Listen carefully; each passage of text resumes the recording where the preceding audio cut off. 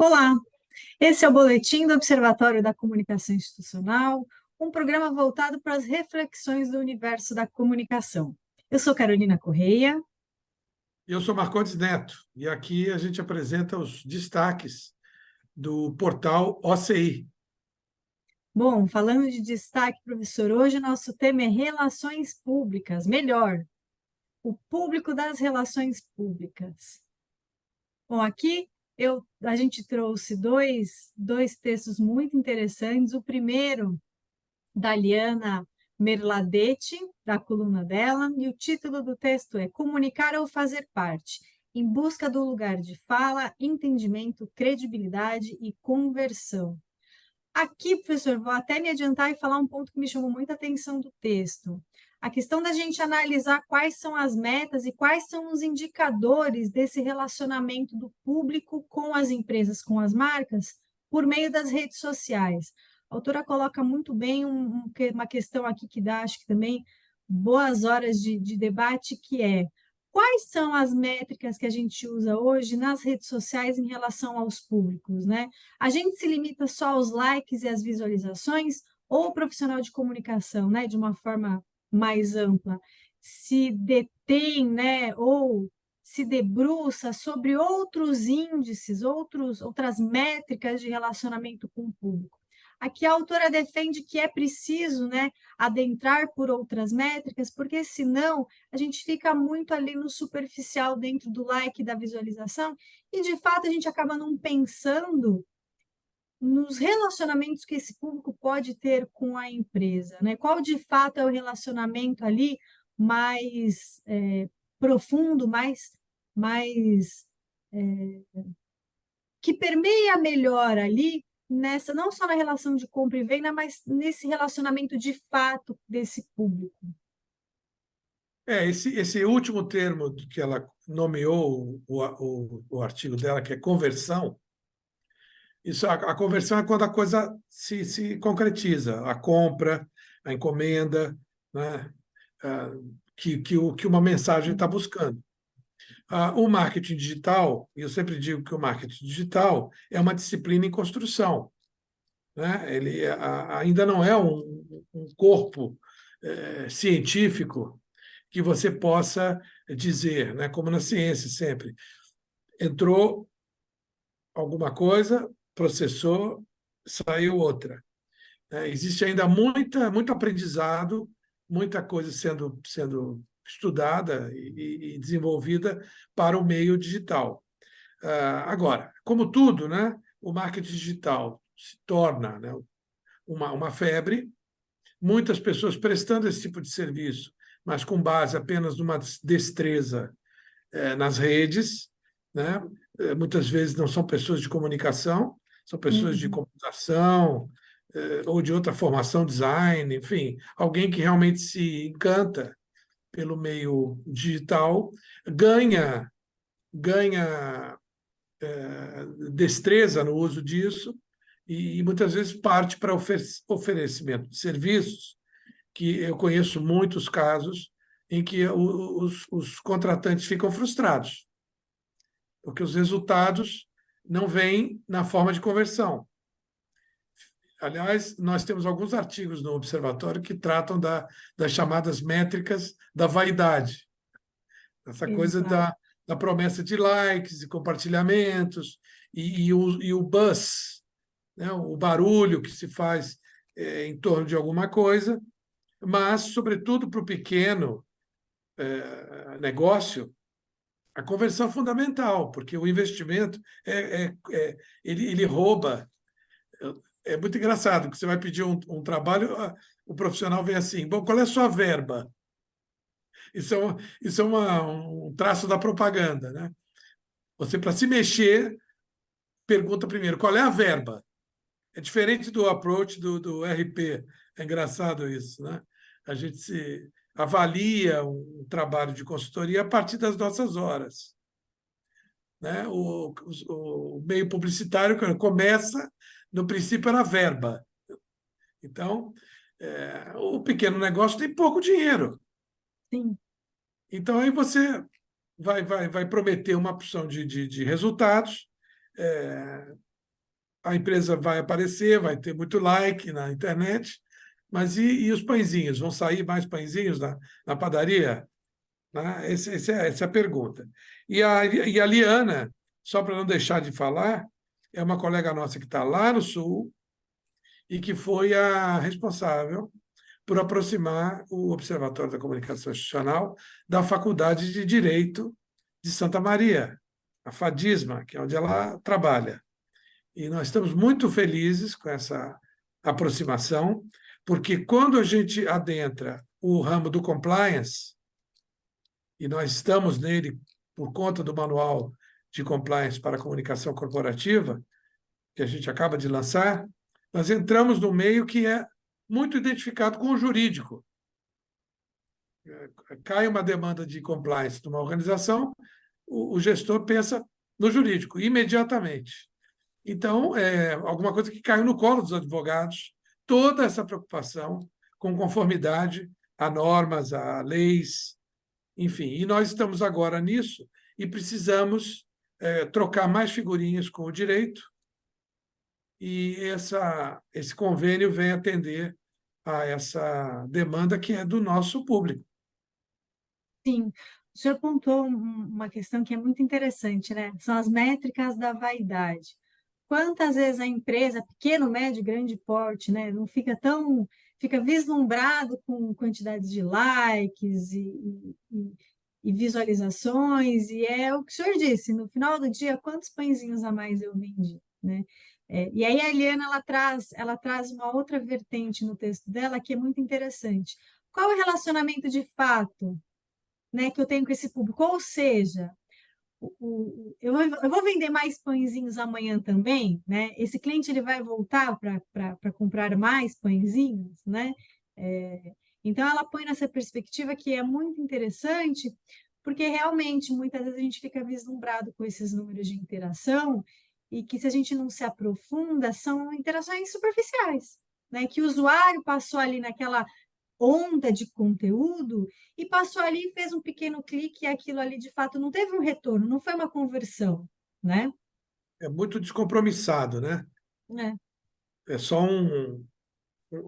e às vezes, isso é muito interessante no campo do evento. O pessoal aí do Simpla, dos eventos no Facebook, porque eu ouvi isso de gente que viveu a experiência. As pessoas dizem que vão ao evento no Facebook para te agradar. Elas não vão visitar o teu lançamento. e aí Elas já sabem. Elas já sabem que não vão, é, mas elas, porque lá tem assim, não, não vou, obrigado, não sei e vou. Então você clica no vou para agradar o seu amigo que está lançando um livro, mas você já sabe que não vai. Aquele dia você tem um compromisso. Você faz isso achando que vai ser legal para ele ter várias confirmações. Aí o sujeito encomenda lá Prosecco para 50 pessoas, aparecem 20. Eu vou dizer, eu passei por isso no lançamento do Manual de Compliance em São Paulo, na Livraria da Vila. Eu tive confirmação pelo Simpla de um número X de pessoas, né? E desse número X de pessoas apareceu uma décima parte, e o evento encheu com pessoas que não foram aquelas que disseram que iam. Vieram por outros meios, a divulgação uhum. da própria Livraria da Vila, o trabalho de assessoria junto aos veículos de imprensa e tal. E não aqueles amigos que quiseram ser simpáticos comigo, dizendo que iriam lá estar. Então, debruçando nos números, a gente vê, né, esses números ocos, né? Não, e respondendo também, que eu acabei esquecendo, das métricas, no nosso índice de transparência ativa, no nosso manual, nós temos, além daquilo que é feito pelo auditor dentro de casa, Uhum. 40 itens, veja, em 200 itens, 40 itens, 20% deles são tomados fora de casa. Pesquisa de opinião, Uhum. visita ao ponto de venda, contato com fornecedores, parceiros. Então, essa é uma métrica real né? Mais do que, enfim, naturalmente há muitas ferramentas no digital, né, para você avaliar visita, engajamento. Agora, é preciso ir além e a gente oferece no nosso sistema essa ausculta, essa visão de fora. É tangibilizar esses números, né, professor? A É palavra é essa. tangibilizar, né? Pessoal, para você que está aí acompanhando a gente, segura um pouquinho, que logo mais a gente volta para o segundo bloco. Até mais.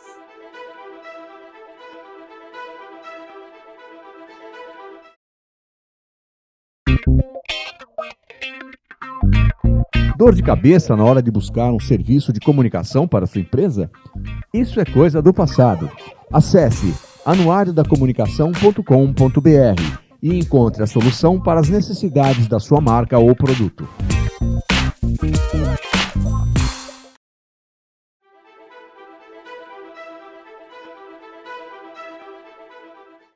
Voltamos para o segundo bloco do Boletim do Observatório da Comunicação Institucional e o tema de hoje é relações públicas, ou melhor dizendo, os públicos das relações públicas.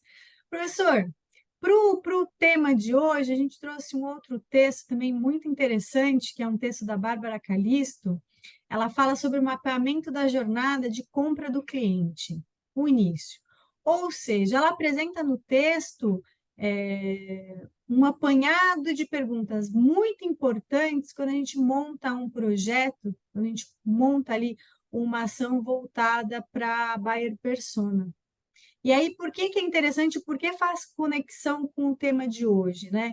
Para a gente não ficar, para a gente não cair nesse abismo muito tentador dessas métricas que elas são vaidosas, mas muitas vezes elas escondem buracos, é importante a gente saber fazer a pergunta certa para o projeto, para a gente conseguir identificar de fato quais são as métricas reais que a gente precisa trazer para tangibilizar um projeto ou para trazer de fato o retorno do investimento que é feito, né, em determinada campanha de comunicação ou projeto que envolve comunicação.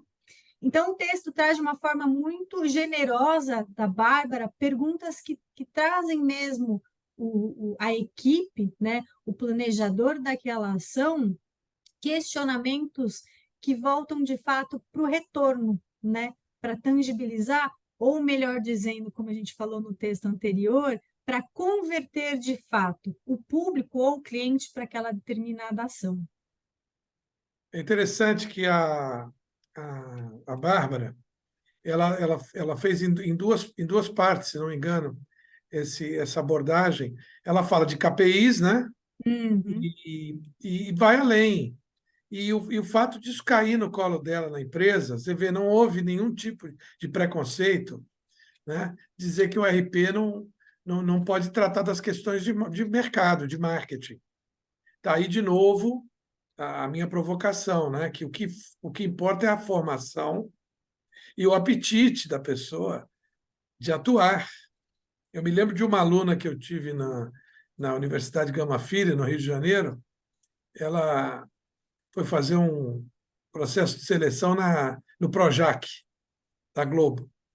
E a ficha era longa, no fim da ficha, no fim, quer dizer, ela já tinha preenchido uma pranchetinha à mão.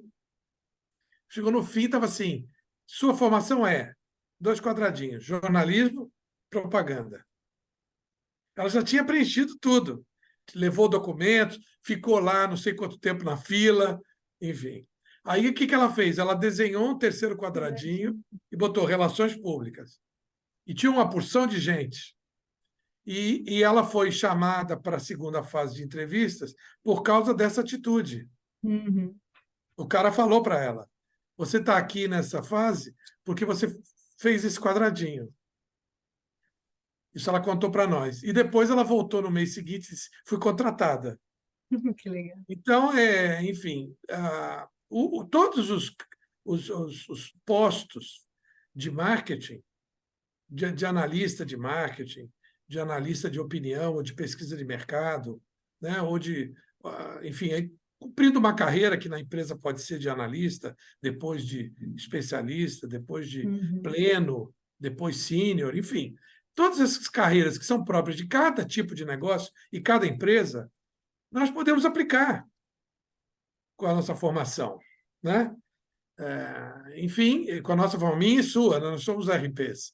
Então, é importante essa ousadia em que você não fica preso na caixinha. O primeiro que tem que se libertar da caixinha é o próprio. Ele não pode ficar com medo das caixinhas que o mercado tenta nos impor. Não só na mente, como nos formulários e nos processos. A gente Sim. precisa ir lá se apresentar e atender ao desafio de ser realmente aquilo que a empresa precisa, né? E aí desempenhar bem. Sim, é entender que o RP tem uma roupagem, tem uma estrutura muito completa para atuar dentro da organização, e não só naquilo que é de comunicação, estritamente falando, né, professora? É quebrar a caixinha e entender que a gente tem espaço no marketing, na gestão junto com o RH, na gestão estratégica, é quebrar esse quadrinho de vidro, né? Esse cubinho de vidro que a gente muitas vezes se coloca, e o RP acaba virando, ele acaba permeando várias áreas, né? Vários temas. Eu lembrei aqui da Resolução 43 do CONFEP, que acho que é de 2002, que eu tive grande alegria como professor quando ela saiu, porque ela era detalhadíssima. Eu acho que era a gestão do Flávio Schmidt no CONFEP. Detalhadíssima do que o RP se lançava a fazer ou estaria apto a desempenhar. Fiquei muito feliz, porque aquilo era um documento bastante amplo e animava a turma, né?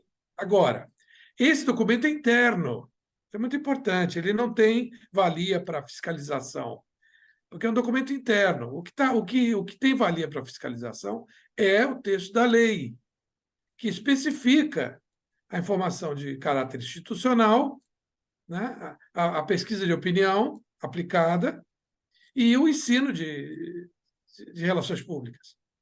Agora, eu acho que isso, e eu particularmente acho que isso já dá o maior pé. Tanto que eu fui secretário-geral, e o secretário-geral no Conselho é quem cuida, no mais alto nível, naturalmente tem o presidente também, de fiscalização. Então, eu recomendo a leitura da Resolução 43, até o sujeito levar com ele, quando ele for a uma entrevista, e mostrar qual é o alcance que o Conselho Profissional dá àquele indivíduo que está formado tem aquele bacharelado, entendeu? Independente do que está na lei. Então, se aquilo foi expedido pelo sistema, é porque reconhece que nós temos habilidades e competências de acordo com aquela resolução. Então, aí tem um valor, mas é um valor de mercado, não é um valor legal, né? É um valor para a consciência do próprio indivíduo e para que ele demonstre isso como algo formal para aquele que vai eventualmente contratá-lo. Exato, exato. Bom, RP de plantão, gente, tem manga e tem assunto para manga e tem argumentos, né, professor? Para Bastante. seguir dentro da profissão com a maior alegria. Mas vamos segurar um pouquinho aqui o nosso debate, a gente volta no terceiro bloco. Até mais. É já.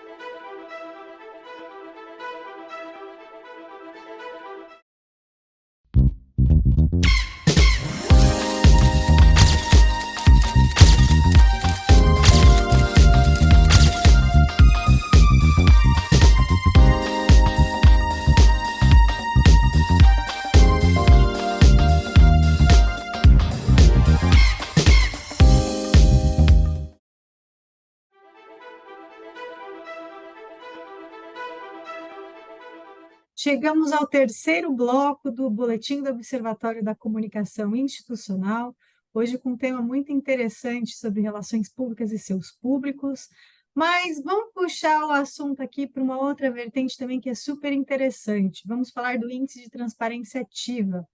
Hoje, professor, nós temos 2 itens aqui, gostaria, por favor, que o senhor pudesse explicar para a gente aqui sobre. Trazemos o item, a prática 1.9 website e a prática 1.10 atitude, presença ostensiva. Olha, são 2 quesitos de grande importância. É claro que todos os quesitos têm um peso ponderado, podem parecer, como nós falamos no último programa, uniformes, né?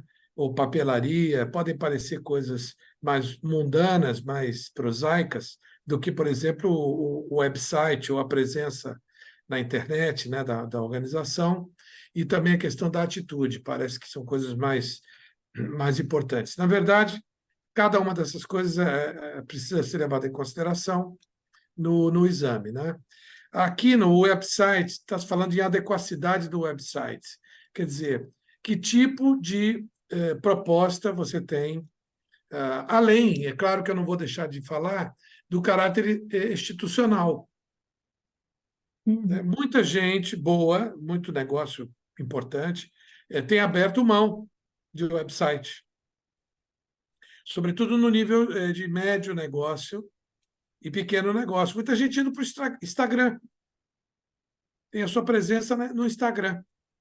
E o Instagram realmente cresceu muito, ele nasceu como uma rede voltada para a imagem, né? E o exercício da legenda era o exercício da criatividade, do argumento, mas o que vendia mesmo o Instagram era a foto, né? Isso mudou completamente. Hoje nós temos vídeos, temos Reels, temos Stories, enfim. As informações todas cabem lá, links, enfim. Agora, digamos, se a sua presença é no Instagram, então o Instagram você tem que se preocupar também com a questão institucional, né?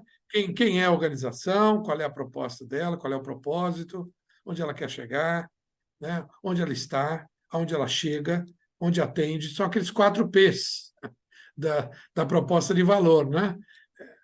Do marketing, né?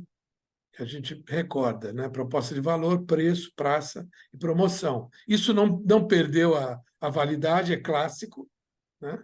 E é preciso que seja visto. Então, a adequacidade do website trata-se justamente de analisar. Se você está analisando uma empresa cliente, é de verificar qual é o negócio daquele cliente, se aquele site está adequado para o tipo de público que se destina, é um site para vender, é uma landing page, é um site de conteúdos, como é o caso, por exemplo, do nosso portal. Como é que é o portal do Observatório da Comunicação Institucional? É um site de conteúdos, é um site para estudiosos, né? E aqueles que publicam no site colocam as suas reflexões e contam as suas experiências. Ele não é noticioso, nós não consideramos o Observatório um veículo de comunicação, né? Nós recebemos releases, né, das redes, né, do Comunique-se, do Max Press, alguns deles nós publicamos na íntegra, como foi o caso da Lorente Cuenca, do programa passado, mas nós não somos um jornal, não somos jornalistas, não temos essa função. Temos a função de um think tank, um lugar para expor o pensamento de pessoas especializadas, nesse campo nosso, que é especializado, no tempo que todo mundo acha que sabe fazer comunicação, porque todo mundo se comunica, todo mundo escreve, todo mundo fotografa, todo mundo filma, só que é uma ciência, né? Não vou discutir se marketing digital é uma ciência ainda, que eu acho que não é, mas a comunicação é. E as relações públicas são. Então, há que se procurar o especialista na hora da necessidade. Sim. E aí, sobre a atitude similar, né, professor? Porque a atitude ela acontece num desdobramento, né, das outras frentes que a gente já debateu aqui, como, por exemplo, de hoje o website. Eu queria até ouvir você, Carolina, um pouquinho, por conta da nossa, da nossa diferença, né, da tua geração, né? Essa presença ostensiva na comunidade ou na internet, na sociedade, ou o low profile. O que você me conta aí das tuas andanças, teus clientes também, sobre as empresas que querem ficar no mínimo? Isso às vezes acontece muito no business to business, ou aquelas que querem aparecer muito. Aí entra um pouco aquela coisa da vaidade. Depende muito do segmento da organização. Inclusive, alguns segmentos têm algumas barreiras legislativas, né, jurídicas, Legais, por né? exemplo. Advogado tem uma série de restrições, a área da medicina também tem uma série de restrições. Então, eu acredito que depende muito do caso, mas independente disso, é analisar em que lugar que essa organização está para conseguir definir se é mais um viés de low profile, se é mais para o viés de uma presença ostensiva. Por exemplo, vamos colocar aqui um exemplo de marca ostensiva. Magazine Luiza, né? Um super case de sucesso que super se encaixa, né? Que é um perfil totalmente diferente, por exemplo, de um hospital ou de algum médico renomado, né? A formalização dessa presença altera bastante, analisando aí esses dois casos, mas para falar nesse sentido, né? Que é importante a gente observar a organização antes. Agora, eu tenho visto alguns médicos com presença no TikTok. Nada contra o TikTok como meio, como mídia, mas outro dia foi publicado no portal do Observatório alguém falando sobre dancinhas. Alguém escreveu sobre isso. Eu acho que para médico isso é um pouco fora. Não, não é o que eu sugeriria para um cliente meu, né? Fazer uma dancinha para atrair clientes ao consultório. Eu acho até que o Conselho de Medicina anda um pouco descuidado com isso.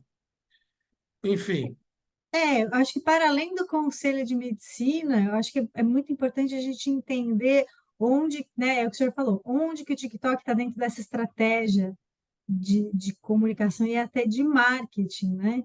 Onde que está onde que isso está situado, né? E o que que ele vai trazer de retorno e como que ele vai trazer retorno. Mas, a princípio, é uma rede muito informal, né? Ela traz uma informalidade muito grande, ainda mais esse movimento, né, de dancinhas, né? Eu acho que talvez tem que para ser mães pensado com muito. muito cuidado e com muita destreza. Eu acho talvez mães muito jovens, enfim, que frequentam, Depende do público, estão exato. mais olhando o TikTok, É, têm filhos pequenininhos. Eu vi uma ou outra ação uhum, de pediatras que você via que eles estavam falando quase que para criança, é, é, fazendo uma coisa lúdica que a gente entende quando leva um filho ao médico é, e que o médico quebra o gelo com a criança, com os bichinhos de pelúcia, com as é, brincadeiras, pirulito, que seja. Então, é. eu entendi isso. Em alguns casos, eu vi até alguma simpatia, mas eu vi outros, de outras especialidades, que eu fiquei em dúvida se não houve ali um mau assessoramento ou nenhum assessoramento. Há de se observar a estratégia por trás disso. Acho que o senhor colocou muito bem, identificar qual que é a estratégia por trás disso, né? É, Bom, professor, enfim, é aquela máxima dos dois gaúchos e dois paulistas, né? O Alf, o Próquino, a Ariane e a Amanda. Todo mundo precisa de um RP. Então, que os fica médicos o convite, né? não passem a fazer o TikTok sem falar antes com alguém Exato, de RP para ver objetivo, estratégia, exato. ex- público. é. Fechamos muito bem, hein, professor? Mais um episódio concluído aqui com sucesso. Para você que está acompanhando a gente, aguarde que vem mais conteúdo interessante por aí. Professor, muito obrigada mais uma vez pela conversa e pelo conselho final aqui para todo mundo que não é RP e que não tem um RP. Isso aí, olha, o Observatório está em todas as redes sociais, não está no TikTok, embora eu esteja como pessoa física, que é uma demanda que a minha editora quase que me obrigou. Diz, "Ó, você quer vender livro? TikTok."